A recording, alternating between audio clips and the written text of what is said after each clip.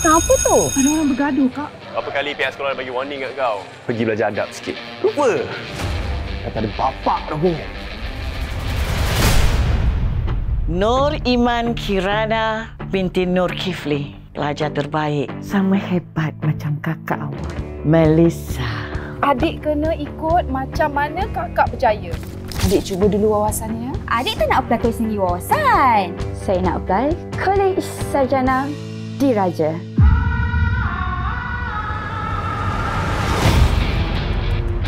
Apa yang awak tahu pasal ni Andikan?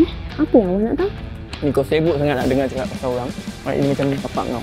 Kau sedar kat mana sekarang ni, bodoh? Awak nak buat kelas tuition untuk 5 fikir tu? Saya confirm saya boleh handle budak-budak 5 fikir tu. Saya nak offer ajar korang. Kau ingat kita orang ni bodoh sangat ke dekat mata kau? Iman, dalam awak student kat sekolah ni, kenapa diorang? Diorang tak ada apa masalah. Dia want attention. Sebab saya nak compete dengan kakak. Aku rasa di kelas dia nak tolong kita. Jom. Macam mana? Jadi orang.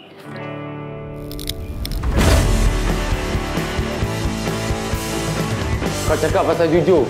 Kau jujur sangat ke? Setiap student yang awak tutor, diorang perlu dapatkan minimum 3A. Saya 2 batang, RM5. Kalau RM10 dapat apa? Dapat penampu aku. Kau ni tak ada duit, sibuk nak belajar esok ukur. Kalau tak ada duit, duduk kat kantin makan lollipop.